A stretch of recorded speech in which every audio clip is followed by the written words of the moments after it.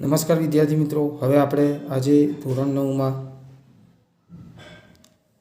પ્રમેય 8.2 સ્ટાર્ટ કરીશું. બરાબર. જો પ્રમેય 8.2માં સૌથી પહેલાં તો આપણે પ્રમેય 8.1ની સાબિતી જોઈ લીધી. બરાબર. સાબિતી સાથે મેં તમને પ્રમેય કરાવેલો છે.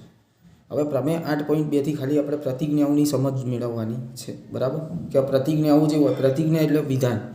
તો આ વિધાન આપણને શું કહેવા માંગે છે, બરાબર, એ આપણે સમજવાનું હોય છે. બરાબર. તો ચાલો પ્રમેય 8.2ની આપણે શરૂઆત કરીશું. બરાબર.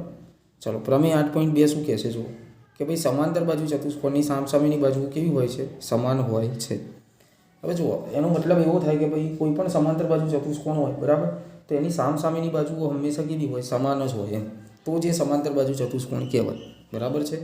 તો જુઓ, એક સમાંતર બાજુ ચતુષ્કોણ મેં અહીંયા દોરેલું છે, ABCD. બરાબર છે.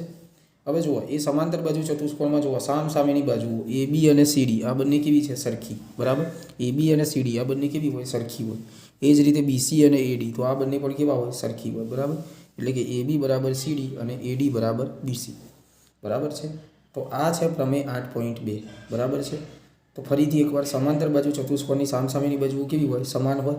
બરાબર છે. તો જે સમાંતર બાજુ ચતુષ્કોણ કહેવાય. બરાબર છે. ચલો એના પછી આવે છે પ્રમેય 8.3. પ્રમેય 8.3માં એવું છે કે ભાઈ જો કોઈ ચતુષ્કોણની સામસામેની બાજુઓની પ્રત્યેક જોડની બાજુઓ સમાન હોય તો તે ચતુષ્કોણ સમાંતર બાજુ ચતુષ્કોણ છે.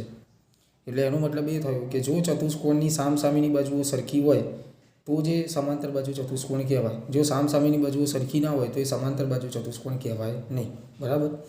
એટલે આમાં હવે તમારે વસ્તુ એ છે કે જો કોઈ ચતુષ્કોણ છે, બરાબર, હવે તમને કોઈ દાખલો આપી દીધો ને એમાં એમ કહે કે ભાઈ આ ચતુષ્કોણ છે, એની સામસામેની બાજુ આ રીતે છે, આ ચતુષ્કોણ આપેલો હોય તમને, કાં તો એવું કહી દે કે ભાઈ એક ચતુષ્કોણ છે, ચતુષ્કોણ દોરી દીધું હોય આ રીતે ABCD અને તમને એમ કહે કે સામસામેની બાજુઓ સરખી છે, તો આ કયો ચતુષ્કોણ કહેવાય?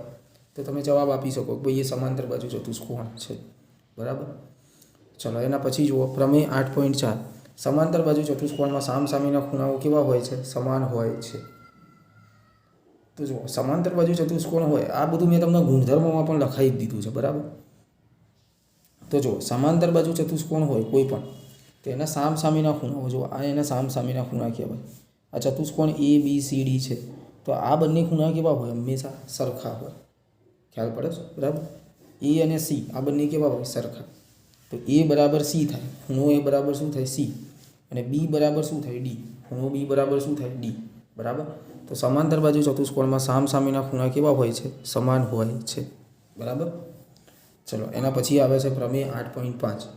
શું કહે છે? જો જે ચતુષ્કોણના સામસામેના ખૂણાઓની પ્રત્યેક જોડના ખૂણા સમાન હોય તો તે ચતુષ્કોણ સમાંતર બાજુ ચતુષ્કોણ છે. એટલે એનો મતલબ એ થયો કે જો કોઈ ચતુષ્કોણના સામસામેના ખૂણા સરખા થાય તો એ ચતુષ્કોણ કેવું કહેવાય? સમાંતર બાજુ ચતુષ્કોણ કહેવાય. હમણાં આપણે જોયું હતું એ રીતે 8.2માં આપણે શું જોયું કે ભાઈ સમાંતર બાજુ ચતુષ્કોણમાં સામસામેની બાજુઓ કેવી છે? સમાન. પછી 8.3માં એવું આવ્યું કે જો સામસામેની બાજુઓ સમાન હોય તો તે સમાંતર બાજુ ચતુષ્કોણ થાય. પછી 8.4માં એવું આવ્યું ભાઈ સમાંતર બાજુ ચતુષ્કોણમાં સામસામેના ખૂણા કેવા હોય છે? સમાન. પછી 8.5માં એનાથી ઉલટું, ભાઈ જો સામસામેના ખૂણા સમાન હોય તો તે ચતુષ્કોણ સમાંતર બાજુ ચતુષ્કોણ કહેવાય. બરાબર. ઓકે. હવે ચલો એના પછી પ્રમેય 8.6. સમાંતર બાજુ ચતુષ્કોણના વિકર્ણો પરસ્પર દુભાગ્ય છે. ચલો હવે વિકર્ણો પરસ્પર દુભાગ્ય એનો અર્થ થાય શું ખરેખર? તો જુઓ, એક સમાંતર બાજુ ચતુષ્કોણ છે ABCD. બરાબર. એના બે વિકર્ણો દોરેલા છે AC અને BD. બરાબર છે. એ શું છે? એના બે વિકર્ણો છે. બરાબર. હવે જુઓ, આ બંને વિકર્ણો માની લો O બિંદુએ છેદે છે. કયા બિંદુએ છેદે છે? O બિંદુએ છેદે છે. બરાબર. હવે જુઓ, ACનું માપ 8 સેમી હોય. કેટલું હોય? 8 સેમી. જો આ ACનું માપ 8 સેમી હોય તો સમાંતર બાજુ ચતુષ્કોણ હોય તો એમાં એનું માપ 8 સેમી હોય તો આ દુભાગ્ય. જો આટલું માપ 4 થઈ જાય ને આટલું માપ 4 થઈ જાય, અડધું થઈ જાય. AOનું માપ પણ 4 થઈ જાય અને OCનું માપ પણ કેટલું થઈ જાય? 4 થઈ જાય. બરાબર. ખ્યાલ પડે? AOનું માપ પણ 4 થઈ જાય, OCનું માપ પણ 4 થઈ જાય. એટલે દુભાગ્ય એટલે બે સરખા ભાગ થાય. બરાબર.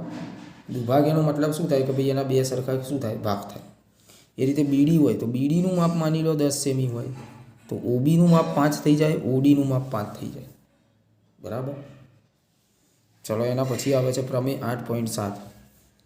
શું કહે છે જુઓ, જો કોઈ ચતુષ્કોણના વિકર્ણો એકબીજાને દુભાગે તો તે ચતુષ્કોણ સમાંતર બાજુ ચતુષ્કોણ છે. પ્રમેય 8.7 શું કહે છે કે ભાઈ જો કોઈ ચતુષ્કોણના વિકર્ણો એકબીજાને દુભાગે, માની લો કોઈ ચતુષ્કોણ, હમણાં જ આપણે કીધું ભાઈ સમાંતર બાજુ ચતુષ્કોણના વિકર્ણો એકબીજાને દુભાગે છે, તો આમાં એનાથી ઉલટું ભાઈ જો કોઈ ચતુષ્કોણ હોય એના વિકર્ણો એકબીજાને દુભાગે તો તે ચતુષ્કોણ સમાંતર બાજુ ચતુષ્કોણ છે. બરાબર. ચલો પ્રમેય 8.8 જો ચતુષ્કોણની સામસામેની બાજુઓની એક જોડની બાજુઓ સમાન અને સમાંતર હોય તો તે ચતુષ્કોણ સમાંતર બાજુ ચતુષ્કોણ છે.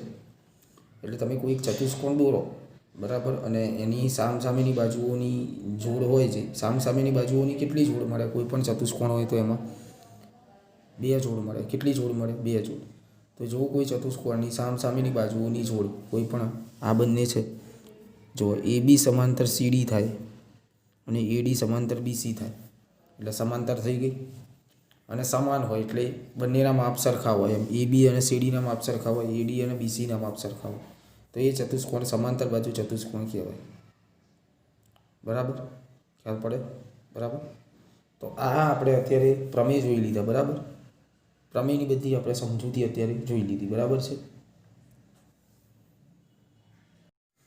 હવે વિદ્યાર્થી મિત્રો આપણે સ્વાધ્યાય 8.1 બરાબર, એમાં એક જ દાખલો ગણવાનો છે. એ એક જ દાખલો સિલેબસમાં છે. બરાબર, તો એ દાખલો આપણે જોઈ લઈએ. બરાબર છે. ચલો પહેલો દાખલો શું કહે છે જુઓ, એક ચતુષ્કોણના ખૂણાઓનો ગુણોત્તર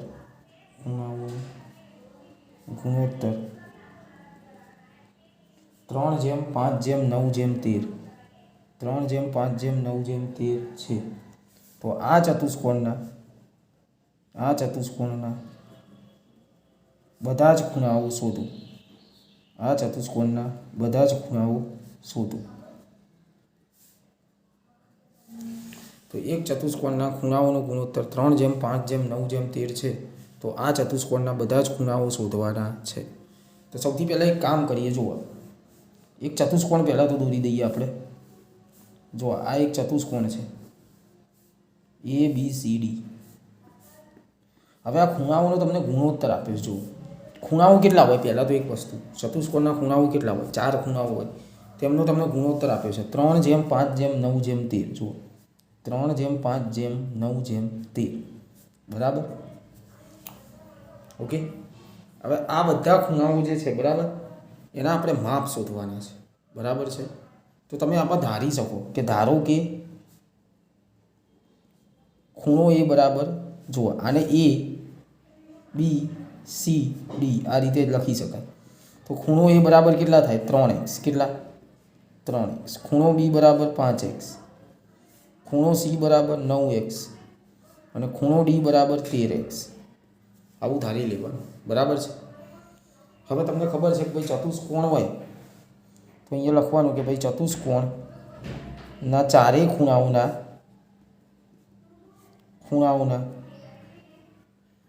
માપનો સરવાળો 360° થાય છે. તો ચતુષ્કોણના ચારેય ખૂણાઓના માપનો સરવાળો કેટલો થાય? 360° થાય છે. તો હવે ચારેય ખૂણાઓનો સરવાળો કરો. ખૂણો A વત્તા ખૂણો B વત્તા ખૂણો C વત્તા ખૂણો D બરાબર 360°. ખ્યાલ પડે છે? ચલો હવે ખૂણા એનું માપ લખો. ખૂણો A કેટલો છે? 3x. ખૂણો B 5x. ખૂણો C 9x. ખૂણો D 13x. તો આ બધાનો શું થઈ જાય? સરવાળો. કે ભાઈ 3x વત્તા 5x વત્તા 9x વત્તા 13x બરાબર 360°. આ બધાનો સરવાળો કરો. 5 વત્તા 3 8 ને 9 17 ને 30x બરાબર 360. તો x બરાબર 360/30. 0 જતી રહે તો અહીંયા 12 તરીને 36. તો x બરાબર કેટલા આવે? 12. છેદ ઉઠશે ને. હવે તમારે ખૂણાના માપ શોધવા હોય તો આમાં કિંમતો મૂકો. તમે ધાર્યું હતું એમાં ખૂણો A બરાબર કેટલા હતા? 3x. તો 3 અને xની જગ્યાએ 12. તો 12 તરીને કેટલા થયા? 36°. ખૂણો B 5x. તો 5 અને અહીંયા 12. તો 12 × 5 કેટલા થાય? 60. ખૂણો C 9x. તો 9 ગુણ્યા 12, 12 9 108 અંશ અને ખૂણો ડી 13x, તો 13 ગુણ્યા 12 તો કેટલા થાય? 13 ગુણ્યા 12, 13 દાન 130, 13 દાન 130 ને 13 દુ 26 એટલે 156 અંશ. બરાબર. તો આ ચારેય ખૂણાઓના માપ તમે આ રીતે મેળવી શકો. બરાબર, સિમ્પલ વસ્તુ છે. હવે જુઓ, આવા તો ઘણા બધા દાખલા તમે ગણી શકો કે ના ગણી શકો. બરાબર છે. તો આવા બીજા દાખલા પણ તમારે ગણવા હોય, બરાબર, તો તમે પ્રેક્ટિસમાં ગણી શકો. બરાબર છે. તો પ્રેક્ટિસમાં તમારે ગણવા હોય આવા દાખલા, તો એના માટે એક દાખલો તમને પ્રેક્ટિસમાં આપું છું કે ભાઈ કોઈ ચતુષ્કોણ આપ્યું છે. ચતુષ્કોણ ABCDમાં,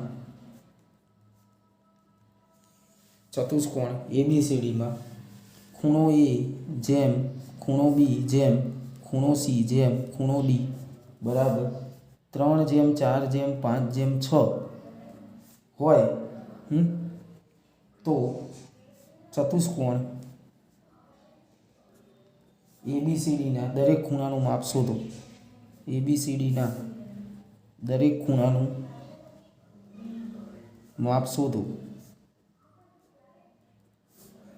તો આમાં તમારે શું કરવાનું? આમાં આકૃતિ દોરી હોય દોરો, ના દોરી હોય તો તમારો કોઈ વાંધો નહીં. આમાં પહેલાં ધારી લેવું પડે કે ભાઈ ધારો કે ખૂણો A બરાબર 3x, ખૂણો B બરાબર 4x, ખૂણો C બરાબર 5x અને ખૂણો D બરાબર 6x. આ જે આપ્યું છે ને એના મદદથી ધારવાનું તમારે 3x, 4x, 5x, 6x. પછી ચતુષ્કોણના ચારેય ખૂણાઓનો સરવાળો કેટલો થાય? 360. A વત્તા B વત્તા C વત્તા D બરાબર કેટલા થાય? 360. બરાબર છે. હવે એનું માપ મૂકવાનું 3x, B કેટલા? 4x, C 5x અને D 6x. 360. હવે આ બધાનો સરવાળો કરો. 4 ને 3 7 ને 5 12 ને 6 18x.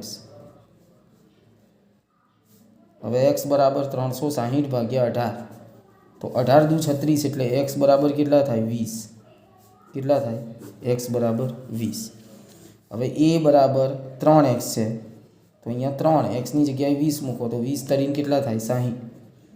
b બરાબર 4x, તો 4 એમના એમ 20 મૂકો તો 20 ચોકડે 80. c બરાબર 5x, તો 5 ગુણ્યા 20 કરો તો 100. અને d બરાબર 6x, તો 6 ગુણ્યા 20 કરો તો 120. બરાબર છે. તો આ રીતે તમે કરી શકો કે ના કરી શકો? ખ્યાલ પડે છે તમને? ઓકે. તો વિદ્યાર્થી મિત્રો, કહેવાનો મતલબ એ છે કે ભાઈ આ રીતના તમે આ બધા દાખલા કરી શકો. બરાબર. હવે જુઓ, આ એક જ દાખલો આમાં છે. બરાબર. તો હવે આપણે આ વિડીયો લેક્ચરને સમાપ્ત કરીએ છીએ. બરાબર. નવા વિડીયો લેક્ચરમાં ફરીથી મળીશું. ત્યાં સુધી થેન્ક યુ. જય હિન્દ.